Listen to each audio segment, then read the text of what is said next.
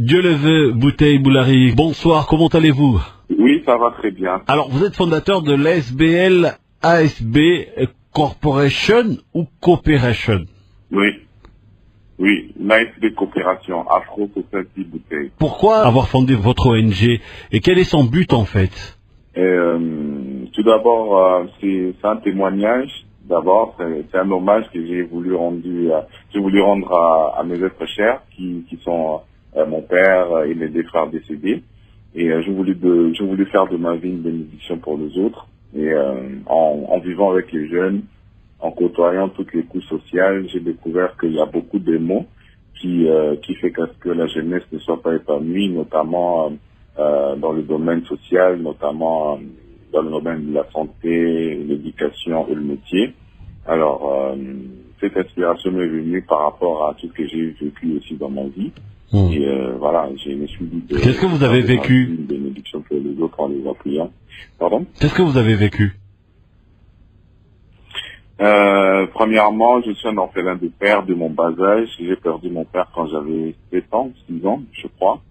Et après de temps, on a grandi avec notre maman. Nous étions à 5 garçons. En 2011, mon petit frère a été sauvagement abattu à Kinshasa par un groupe de jeunes dont j'étais l'aînant pour le moment. On a suivi l'affaire de près, oui, sur le net.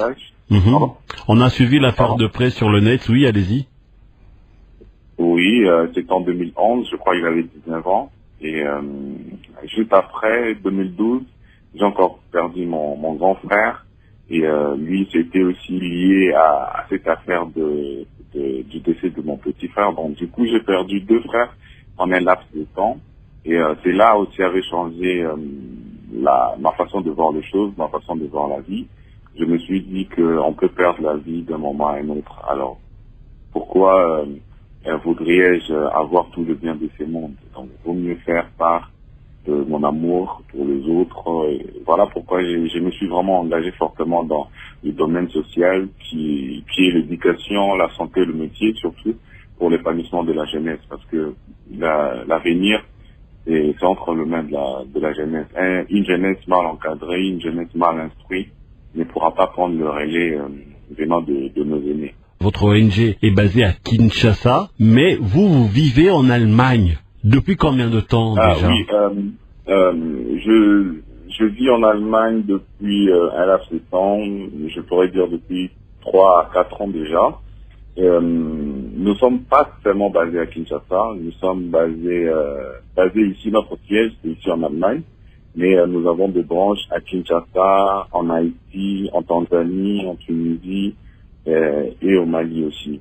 Et ici aussi en Allemagne, nous avons aussi des activités que nous organisons, donc voilà, dans le domaine précis, donc la santé, l'éducation et l'étude. Alors comment vous faites maintenant pour vous organiser, pour vous structurer, pour fonctionner, afin d'atteindre vos objectifs, avec autant de ramifications comme ça sur le plan international? Nous avons des représentants, nous avons des bureaux dans chaque pays, nous avons des représentants, nous avons des bureaux de jeunes qui travaillent avec nous bénévolement bien sûr, et avec qui nous essayons de communiquer notre vision et de faire part aussi de notre vision à ces jeunes-là qui sont dans des pays précis. Pourquoi vous ne vous êtes pas seulement limité au Congo? Vous avez choisi de le faire dans plusieurs pays dans le monde. Pourquoi ce choix-là? Le choix, je pourrais dire l'amour n'a pas de frontières, l'amour n'a pas de pays, bien que je suis originaire de la République démocratique du Congo, mais j'aimerais étendre ma vision dans tous les pays, parce qu'aujourd'hui, le monde est secoué par la haine, le monde est secoué par beaucoup de mots qui tuent les jeunes. Alors, je n'aurais pas seulement me limiter dans mon pays, j'aimerais aussi faire part de cette vision dans d'autres pays, parce que, voyons, nous voulons un peu sauver cette jeunesse qui part droit au mur, donc cette jeunesse qui souffre en silence, cette jeunesse qui a besoin d'un encadrement. Alors nous avons un peu d'expérience par rapport à la vie qu'on a, et nous aimerions partager cette expérience avec tous ces jeunes-là qui vivent dans des précarités. Donc voilà, l'amour n'a pas de frontières, l'amour n'a pas de couleur. On aimerait partager, faire part de notre amour partout. Jusqu'à présent, on n'a pas encore eu de problème à ce genre de sujet. Nous sommes vraiment bien structurés. Nous avons vraiment des bureaux, des jeunes qui s'occupent de tout notre programme qu'on établit chaque année. Donc, nous sommes beaucoup plus basés sur la santé et l'éducation et le métier, dans l'encadrement de la jeunesse. Et nous voyons pas d'autres domaines, donc nous n'embrassons pas d'autres domaines en dehors de ce trois domaines. Et jusqu'à présent, ça va et nous aimerions encore continuer beaucoup plus à nous battre là-dessus. Et vous avez également des partenaires qui vous soutiennent. On a vu récemment l'Office fédéral de transport en Allemagne avec qui vous avez effectué un rapprochement. De quoi il s'agit? C'est quoi le but en fait de ce rapprochement? Oui, premièrement, nous avions lancé un programme de l'intégration de jeunes issus de l'immigration ici en Allemagne. Comme vous le savez, l'Allemagne est un pays qui vient de recevoir une vague migratoire. Et nous faisons aussi partie de ces jeunes-là d'immigrés. Et par rapport à la connaissance qu'on a, nous aimerions accompagner l'Allemagne pour bien faire intégrer ces jeunes. Alors, nous avons travaillé avec la Croix-Rouge allemande, dont j'étais au sein de la Croix-Rouge aussi. Et nous avons organisé des activités avec les jeunes immigrés venus de la Syrie, du Pakistan, venus aussi de l'Afrique. Nous avons organisé des activités avec eux. Et maintenant, nous sommes en train d'organiser un match d'intégration avec le soutien de l'Office fédéral de transport. Donc, c'est un programme qu'on avait lancé pour soutenir l'intégration de la jeunesse au sein de la société allemande. Voilà pourquoi on a diverses débouches, on a diverses sponsoring ou soutiens venant de la communauté allemande. Notre travail, c'est de servir d'un pont entre le gouvernement allemand et les immigrés, et les étrangers et les réfugiés. Donc voilà un peu ce que nous sommes en train de faire ici en Allemagne. Alors, soutenir l'intégration des immigrés. Voilà. En dehors de ces activités-là, par rapport à votre ONG, vous venez de publier un livre baptisé Le Réfugié. Ouais. Pourquoi le titre et de quoi parle ce livre? Oui, je viens de publier un livre de 156 pages qui est apparu hier aux éditions Eddy Livre à Paris. Le titre, c'est Les Réfugiés. Oui, j'ai pas honte de le dire, je suis réfugié ici en Allemagne, donc voilà. C'est un livre biographique, d'autobiographie. C'est un roman, une œuvre de pensée, de réflexion. Et ça peut aussi se traduire comme étant un livre de souvenirs des événements douloureux survenus en vue de créer un espoir chez ceux qui ont le cœur meurtri. Donc voilà, j'essaie un peu de faire découvrir à mes lecteurs la face méconnue de ma vie, donc qui est passée par des libres situations. La vie n'a pas été tout en rose pour moi, donc voilà. Et je voulais faire part de mon témoignage à ceux-là aussi qui peuvent maintenant souffrir dans les cruels silences. Et en lisant mon livre, ils peuvent susciter un espoir. Et puis voilà. Donc j'ai juste boosté aussi. J'ai un peu réveillé la conscience des jeunes. J'ai parlé de l'intégration surtout de la jeunesse ici en Europe. J'ai compris que les Africains ne souffront pas tellement en Afrique, nous souffrons aussi en Europe. Souffrir, pas dans le sens où tout n'est pas permis, non. Tout est clair ici. J'ai jamais vu de porte où on a fermé pour dire que voilà, un Africain ne peut pas franchir ou bien un Africain ne peut pas faire ceci.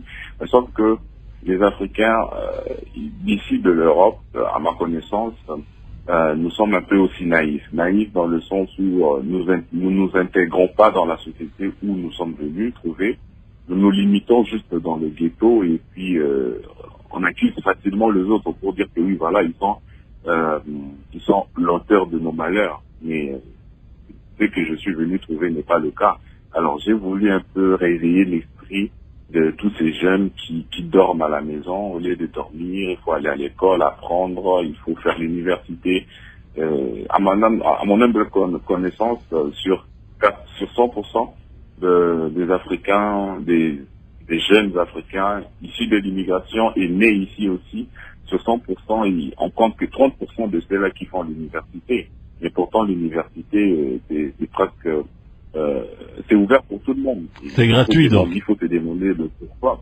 Oui, je peux dire que c'est gratuit. Et aussi il y a le gouvernement qui dispose des financements, qui donne des financements à ceux-là qui veulent étudier. Donc voilà, c'est juste une petite naïveté par rapport aux ressortissants de l'Afrique et aussi et voilà, j'ai un peu voulu faire part de ces réveils à tous ces jeunes Africains qui aujourd'hui nous nous lamentons que oui voilà, nous sommes dirigés par des gens qui veulent de notre malheur. Mais bon, il faut préparer aussi les relèves.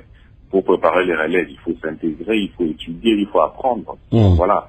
J'ai aussi parlé de l'intégration, j'ai parlé du racisme. Oui, justement. Qui prenait la forme de voilà, un cliché pour dire que oui, alors moi j'ai vécu ici en Allemagne. L'Allemagne normalement est un pays qui a comme cliché un pays raciste. Mais bon, moi j'ai jamais vécu ce genre de choses parce que partout où je frappe à la porte pour avoir une aide ou une subvention ou quoi que ce soit, je suis bien accueilli, je parle et puis voilà.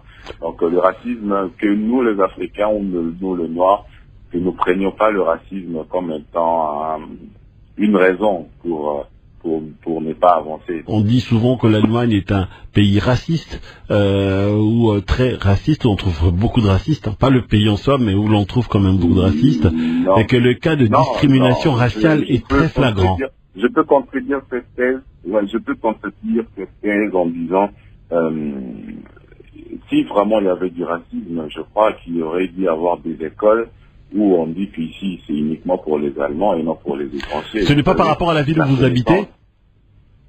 Non, il y a une très grande différence entre la vie sociale et le monde social et le monde politique. Il y a vraiment une très grande différence. Alors vous êtes dans quelle ville précisément? Moi je suis à Cologne. Je suis à Cologne actuellement. Cologne, c'est l'Allemagne de l'Est ou l'Allemagne de l'Ouest?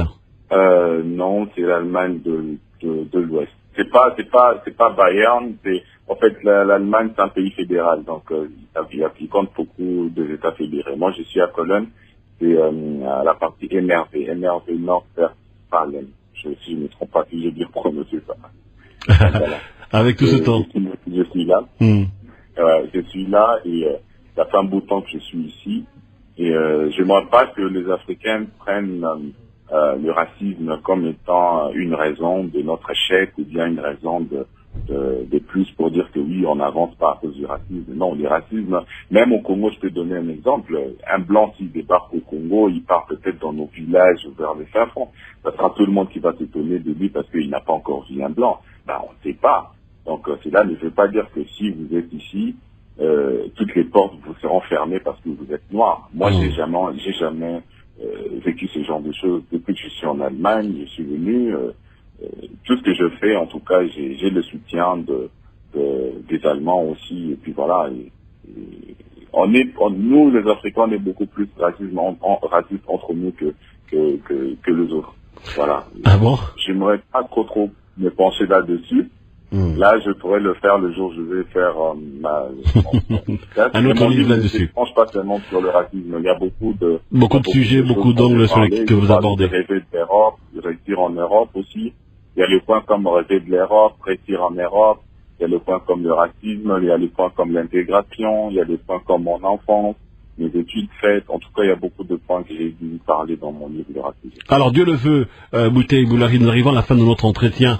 Est-ce que vous pouvez nous dire où trouver ce livre? Actuellement, les livres disponibles dans le site de ma maison d'édition et du livre à Paris.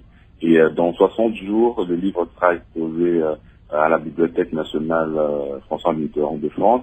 Et ça sera aussi mis en ligne dans différents magazines en ligne, FNAC et tout comme ça. Et le livre, ça sera en 3 versions, français, allemand et l'anglais. Donc, voilà. Alors pour ceux qui sont à Kinshasa, au Congo, en République démocratique du Congo et qui aimeraient lire ce livre-là, comment est-ce qu'ils vont faire pour se le procurer? Surtout quand on sait que l'accès à Internet est quand même assez réduit dans nos pays africains. Oui, bon, je lance déjà un appel s'il y a une maison, une bibliothèque à Kinshasa qui voudrait vendre mon livre, ils peuvent me contacter directement parce que je n'ai pas de contact avec une quelconque bibliothèque à Kinshasa. Mais pour le moment, je suis ouvert pour toute collaboration. Alors, vos coordonnées pour ceux qui seraient intéressés donc d'éditer votre livre localement ou de le publier ou encore de le distribuer localement? Ah, ok. Mes coordonnées, je donne mon adresse email, c'est le D comme Dieu le veut, dboulary@gmail.com. Et nous avons aussi un site internet qui est le www.bouteille.org. Et on peut facilement me trouver sur Facebook à travers mon nom, Dieu le veut, Bouteille Boulary. Voilà. Et le mot de la fin, Dieu le veut, Bouteille Boulary, pour dire au revoir complètement à nos auditeurs. Ouais, mon mot de la fin, j'aimerais dire que la lumière de l'amour prône dans notre univers. Surtout ça, c'est très très très important. Et aimons-nous les uns les autres. Seul l'amour peut vaincre tout le mal. Et travaillons beaucoup plus et ne rêvons pas. Et que la jeunesse prenne conscience de l'avenir et travaillons. Merci à vous, Dieu le veut, Bouteille Boulary. Je rappelle que vous êtes le président de l'ONG ASB Coopération. Vous êtes basé en Allemagne. Votre ONG effectue ses activités ici à Kinshasa. Vous venez donc de publier tout récemment un livre baptisé Le Réfugié pour partager votre expérience en tant que réfugié, immigré congolais en Allemagne. En tout cas, si vous avez de l'actualité, n'hésitez pas de revenir vers nous.